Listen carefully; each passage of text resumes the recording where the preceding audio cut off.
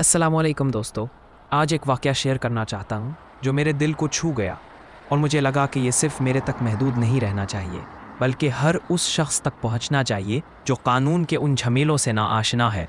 तो हुआ यूँ कि मेरे एक करीबी दोस्त जो ख़ुद भी वकील है वो मेरे पास आए। थोड़े परेशान लग रहे थे। बैठते ही कहने लगे, शाह जी, मैंने अपने क्लाइंट के लिए सेशन कोर्ट में दफ़ा 22 के तहत इंदराज मुकद्दमा की दरख्वास्त दी थी। पुलिस ने एफआईआर दर्ज करने के बजाय सिर्फ एक रिपोर्ट बनाकर मामला सेशन कोर्ट को भेज दिया। मुझे समझ ही नहीं आई ये क्या चक्कर है।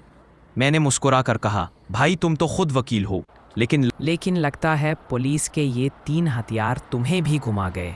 और तभी मेरे जहन में ख्याल आया कि क्यों ना इस मौका पर एक आगाही वीडियो भी बनाई जाए ताकि सबको पता चले कि एफआईआर, रुपट और कलंदरा में आखिर फ़र्क क्या है और पुलिस कब कौन सा हथियार निकालती है।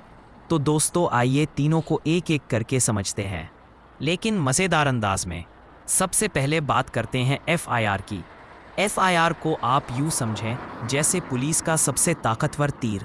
ये दर्ज होती है दफ़ा 154 ताज़ीरात पाकिस्तान के तहत।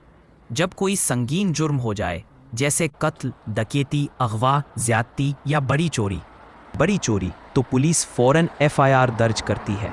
एफआईआर दर्ज होने के बाद पुलिस मौके पर जाकर शवाहिद इकट्ठे करती है, मुल्ज़िम को गिरफ्तार कर सकती है, अदालत में चालान भी जमा करवा सकती है।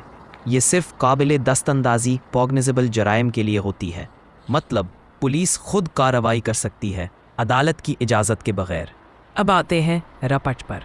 पुलिस के रोज़मर्रा के रजिस्टर को रपट या रोज़नामचा कहते हैं, जो पुलिस रूल्स की दफ़ा 22 और 23 के तहत लिखी जाती है। रपट दर्ज होती है इन जराइम के लिए जो मामूली नौयत के हों, जैसे शिनाख्ती कार्ड गुम जाना, मोबाइल फ़ोन चोरी, मामूली झगड़ा, किसी चीज़ की गुमशुदगी। रपट का मतलब है कि आपने पुलिस को इत्तला दी और उन्होंने नोट कर लिया, लेकिन इसका मतलब ये नहीं कि पुलिस किसी को फ़ौरन गिरफ्तार करेगी या अदालत जाएगी। ये सिर्फ एक दस्तावेज़ी सबूत होता है कि आपने इत्तला दी थी। ऐसे जराइम को हम नॉन कॉग्निजेबल कहते हैं, यानी पुलिस अज़ खुद कार्रवाई नहीं कर सकती। अक्सर लोग समझते हैं कि रपट दर्ज करवाने से भी एफआईआर जैसा असर पड़ेगा, मगर हकीकत इसके बरअक्स है। अब बात करते हैं कलंदरे की। ये थोड़ा ख़ास केस होता है।